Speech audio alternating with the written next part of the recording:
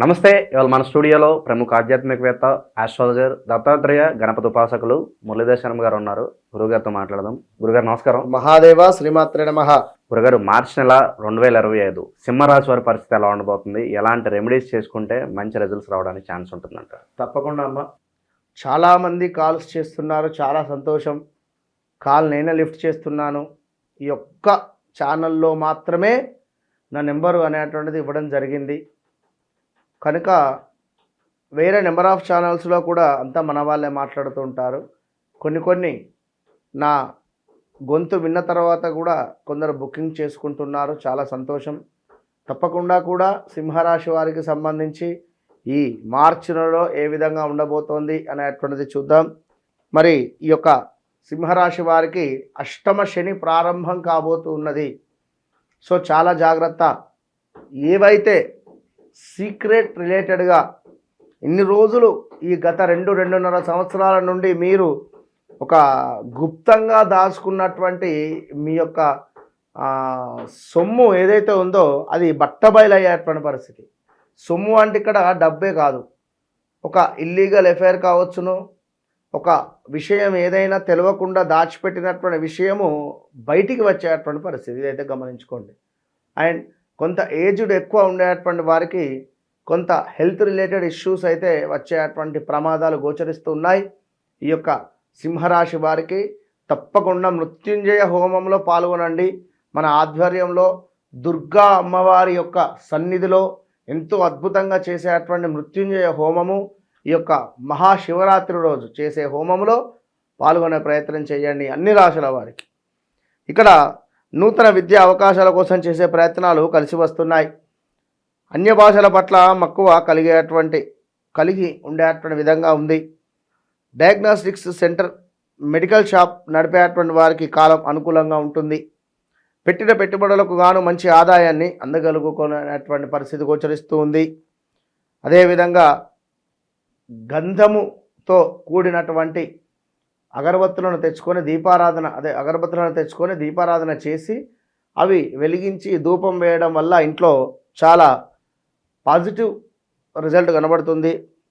అదేవిధంగా ఆహారం వ్యాపారస్తులకు, క్యాటరింగ్ వ్యాపారస్తులకు కాలం అనుకూలంగా ఉంది. కొత్త భాగస్వాములతో వ్యవహారాలు ముడిపడకపోవచ్చు, అదైతే చూసుకోండి. ఎందుకంటే పార్ట్నర్షిప్లో మేము బిజినెస్ చేయాలి అని అనుకునేటువంటి వారికి కొంత మనీ తక్కువ అవుతుంది.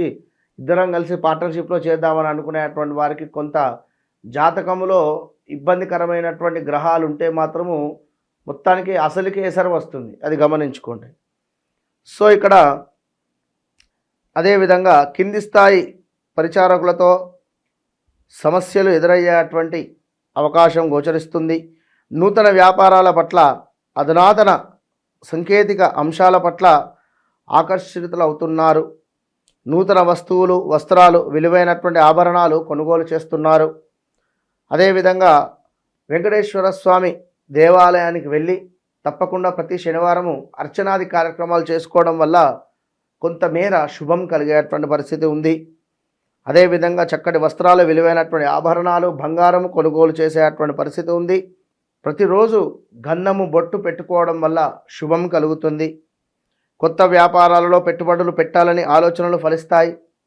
సన్నిహితుల ద్వారా ముఖ్యమైన సమాచారాన్ని అందుకుంటారు. తప్పకుండా ఉన్నతాధికారులతో సమస్యలు ఏర్పడకుండా తగు జాగ్రత్తలే పాటించండి. ఆరోగ్య విషయంలో ఖచ్చితమైన జాగ్రత్తలు అవసరము.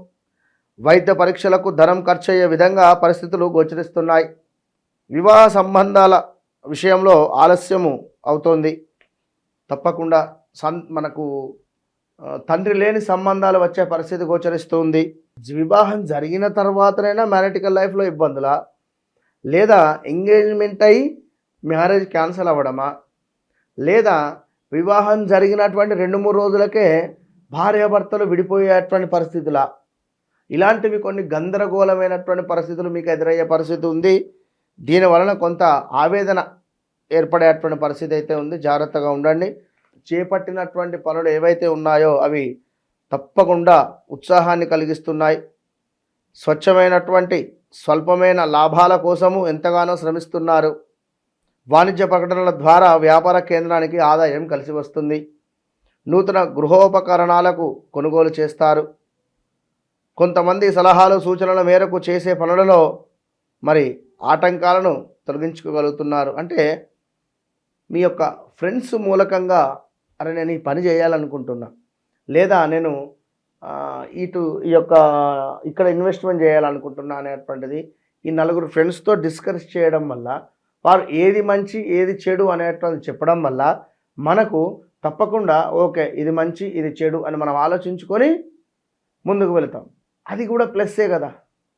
సో ఆ విషయం మనం చెప్తూ ఉన్నది. ఇక్కడ తప్పకుండా ఆంజనేయ స్వామి వారి యొక్క ఆలయంలో సింధూరార్చన చేయించుకునేటువంటి ప్రయత్నం చేయండి ప్రతి శనివారము.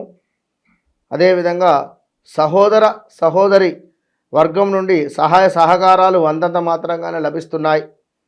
సొంత ఉపాధిలో ఉండేటువంటి వారికి స్వల్పమైనటువంటి ఆదాయమే కనబడుతూ ఉంది. కనుక తప్పకుండా సింహరాశి వారు చాలా జాగ్రత్తగా ఉండాలి. భార్యాభర్తలలో గొడవలు ఏర్పడము, భార్యాభర్తలకు సంబంధించి మ్యారిటికల్ లైఫ్లో ఇబ్బందులు ఏర్పడము, వివాహం కాని వారికి వివాహం జరగడము, రావాల్సినటువంటి ధనము తప్పకుండా రావడము, లోన్స్ ఏదైనా ఉంటే అది కొంత మనకు ఇబ్బందికరంగా ఉండడము. ఇప్పుడు పలానా ఇంటి మీద ఇన్వెస్ట్మెంట్ చేస్తున్నాం, ఆ లోన్ వస్తేనే మనము మనీ రిలీజ్ అవుతుంది, ఆ ఇల్లు పూర్తి అవుతుంది అనేటువంటి విధంగా ఆ మనీ బ్లాకేజెస్ అవ్వడము, స్ట్రక్ అవ్వడము. ఇక లోన్ రిలేటెడ్ కూడా కొన్ని ఇష్యూస్ అయితే ఏర్పడే పరిస్థితి ఉంది. ఈ ప్రతి పని అవుతుంది రేపు అనేటువంటి విధంగానే ఉంటుంది, తీరా సమయానికి చూస్తే ఆ పని అవుతుంది. సో ఆ విధంగా మనకు ఉండబోయే పరిస్థితి ఉంది. కనుక ఈ యొక్క సింహరాశి వారు ఖచ్చితంగా కూడా విదేశీ ప్రయత్నాలు చేయాలి అనుకున్నా, లేదా వృత్తిపరమైనటువంటి దానిలో కొంత మార్పులు చేర్పులు కావాలి అని అనుకున్నా, ఖచ్చితంగా వ్యక్తిగత జాతక పరిశోధన చేసుకొని ముందుకు వెళ్ళడం వల్ల అద్భుతమైనటువంటి ఫలితాలు గోచరిస్తున్నాయి. ఇక మరొక ముఖ్యమైన విషయం ఏమిటి అంటే, ఈ యొక్క సింహరాశి వారు తప్పకుండా కూడా శత్రువులు అధికంగా ఏర్పడేటువంటి పరిస్థితి ఉంది. తప్పకుండా ఇంట్లో ధూపం వేసుకోండి. దీంతో పాటుగా గోధుమ చపాతీలు కుక్కలకు దానంగా, అంటే అదే ఆహారంగా ఇచ్చేటువంటి ప్రయత్నాలను చేస్తూ తప్పకుండా కూడా సుబ్రహ్మణ్య అష్టకాన్ని పఠించేటువంటి ప్రయత్నం చేయడం వల్ల ఎంతో శుభము కలిగేటువంటి సమాధానం ఉంది. All the best. మార్చి నెలలో సింహరాశి వారికి ఎలాంటి ఫలితాలు ఉంటాయి, ఎలాంటి రెమెడీస్ చేసుకోవాలి, చాలా అద్భుతంగా వివరించారు గురుగారు. ధన్యవాదాలు. మహాదేవ్.